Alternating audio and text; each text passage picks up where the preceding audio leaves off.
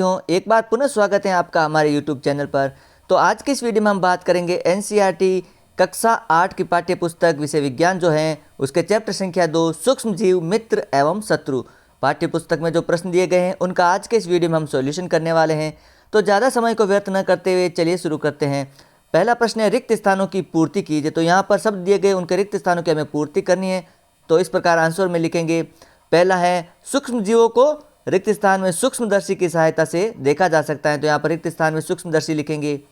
अगला है नीले हरे शैवाल वायु से नाइट्रोजन का स्तरीकरण करते हैं जिससे मिट्टी की उर्वरता में वृद्धि होती है। तो यहाँ पर रिक्त स्थान में नाइट्रोजन लिखेंगे। अगला है एल्कोहल का उत्पादन यीस्ट नामक सूक्ष्मजीव की सहायता से किया जाता है। तो यहाँ पर रिक्त स्थान में यीस्ट भरेंगे।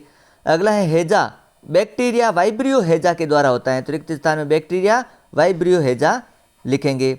अगला है सही शब्द के आगे राइट का निशान लगाइए। तो यहाँ पर 4 यीस्ट का उपयोग निम्न के उत्पादन के लिए होता है। 4 ऑप्शन दिए गए हैं।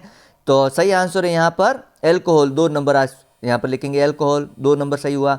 अगला है निम्न में से कौन सा प्रतिजैविक है। तो 4 ऑप्शन दे रखे हैं सोडियम बाइकार्बोनेट, स्ट्रेप्टोमाइसिन, अल्कोहल और यीस्ट। तो यहाँ पर स्ट्रेप्टोमाइसिन एक प्रतिजैवी है।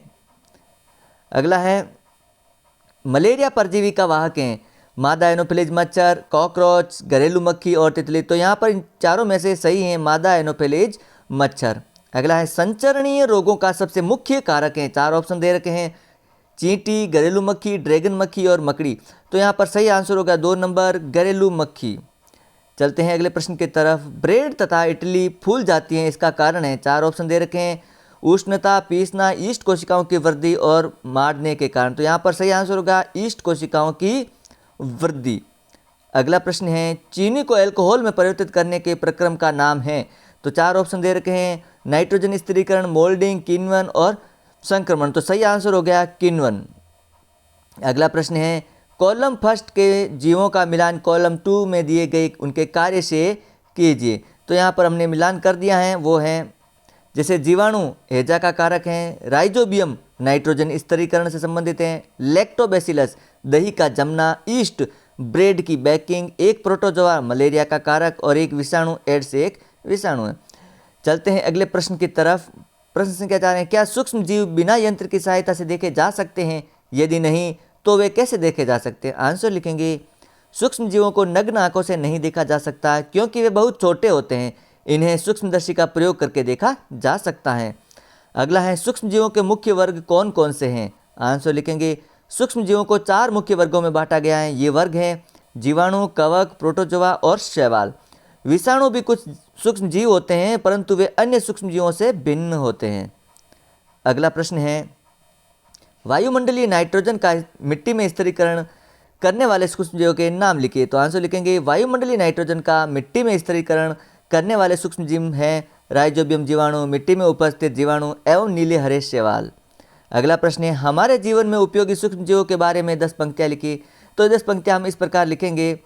पहले हैं प्राचीन काल से ही सूक्ष्म जीव का उपयोग अल्कोहल के रूप में बनाने में किया जाता है, दही, ब्रेड एवं केक बनाने में, पर्यावरण को स्वच्छ रखने में, औषधि उत्पादन एवं कृषि में, मृदा की उर्वरता में वृद्धि करने में, पनीर, अचार एवं अन्य खाद्य पदार्थों के उत्पादन में, बड़े स्तर पर एसिटिक एसिड के उत्पादन में सूक्ष्म जीवों का उपयोग किया जाता है।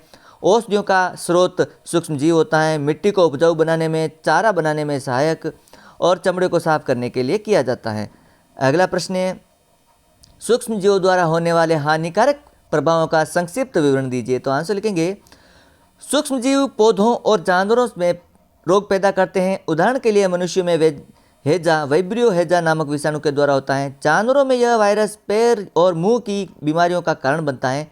सूक्ष्म जीव भोजन सामग्री को विघटित करके भोजन को खराब कर देते हैं। कुछ सूक्ष्म जीव चमड़े और कपड़ों को खराब कर देते हैं। खाद्य विषाक्तता के लिए सूक्ष्म जीव भी जिम्मेदार होते हैं।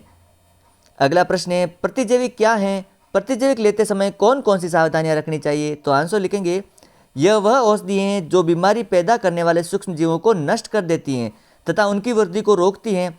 स्ट्रेप्टोमाइसिन, टेट्रासाइक्लिन और इरिथ्रोमाइसिन सामान्य रूप से उपयोग की जाने वाली प्रतिजैविक हैं। एंटीबायोटिक किसी योग्य डॉक्टर की सलाह पर ही लेनी चाहिए। साथ ही डॉक्टर द्वारा बताया गया कोर्स भी पूरा लेना चाहिए।